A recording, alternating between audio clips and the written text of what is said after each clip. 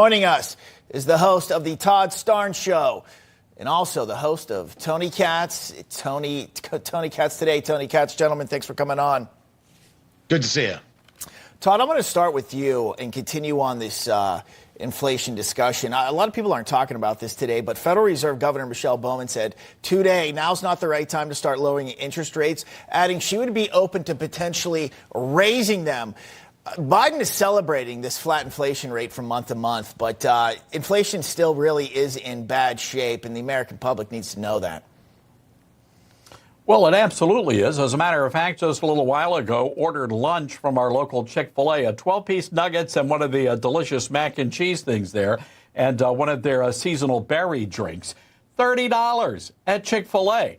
And we talked about this on the national radio show, and people called in and said, hey, look, Starnes, you got a discount. And we're paying the same prices, if not more, at our local fast food restaurants down at the grocery store. And I know you have KJP and Janet Yellen saying that the prices haven't gone up at their local Whole Foods or wherever they get their organic garbage. But the reality is those of us that go shop at Kroger, yeah, we're paying out the wazoo. Tony, again, your thoughts. We have someone from the Fed today saying that she would be open to raising interest rates. This is no time to celebrate. 3.3% is actually pretty awful. Well, it depends on how you look at the number, because you're saying 3.3, but if I take a 0.3% month and I multiply it by 12 months a year, it's actually 3.6. That's how economist Dr. Matt Will looks at it, and I look at it in the same way.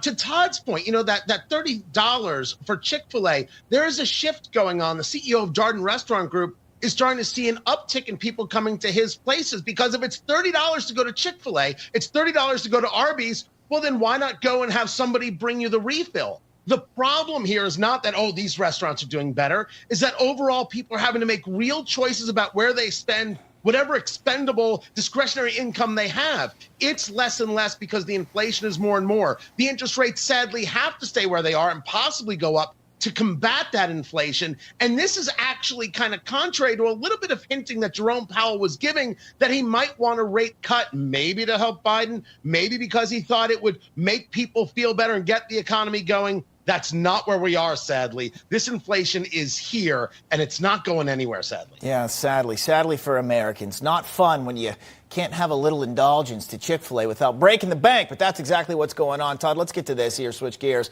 President Biden spent the last several days, we know, hunker down at Camp David preparing for Thursday's debate. At Camp David, it said he's got the movie theater, an airplane hangar. They've been outfitted with lights and production equipment to create a mock debate stage. Joe Biden has been in debates before. He's also practicing standing up for 90 minutes. As you can see, we kind of poked a little bit of fun at that with the weekend at Bernie's, weekend at Biden's right there. What do you make of all this that Biden's doing? Yeah, 16 coaches, 16 debate coaches right now at Camp David for a 90-minute debate. It makes you wonder just how bad off is Joe Biden. Meanwhile, we were able to track down, and we can tell you the rumors that Trump went down to the local old folks home and was debating some guy in memory care. Those not true. Those are just rumors. But the reality here is this. It's all about President Trump and his tone and tenor. And that's going to be, I think, the big story coming out of this. I think the average American citizen is going to understand it's going to be 3 against 1 going up against Jake Tapper and Dana Bash. So, look, I think it's going to be a good night for President Trump if he stays focused, stays on message. And quite frankly, it wouldn't hurt every now and again if he could just say, I'm sorry, could you please give me some subtitles? What is this guy saying? I don't understand what Joe Biden's saying here. Speaking of the moderators, we have reaction from Jake Tapper, CNN's finest, back in 2020 when Biden won the election. Let's listen. It is a time of cruelty where official inhumanity, such as child separation, became the official shameful policy of the United States. But now the Trump presidency is coming to an end. To an end. With so many squandered opportunities and ruined potential, but also an era of just plain meanness. It must be said, to paraphrase President Ford, for tens of millions of our fellow Americans, their long national nightmare is over. Yeah.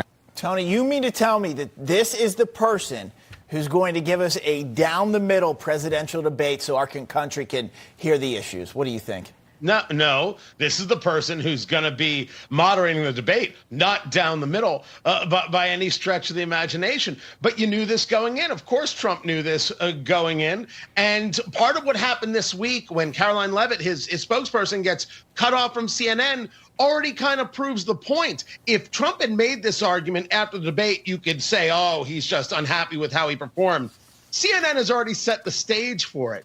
But going back to Todd's point, Todd, you're absolutely right. Tone and tenor matter quite a bit. And also, I think that if we're going to say that the debate matters at all, I think Trump staying on the message of the border, the economy, and war, and not making it about 2020, not making it about personal things. You know, when Biden calls him a convicted felon, he should say, yes, I'm a convicted felon. Me and Hunter are going to start a club. And then he has to move on to the things that matter to us, the border, the economy, and war. He does that in that tone and tenor conversation that Todd's having. You'll be wondering whether Joe Biden comes back for a second. All right, gentlemen, we got to leave it there. Todd Starnes, always good to see you. Love your show. Tony Katz, just as well. Stop back soon.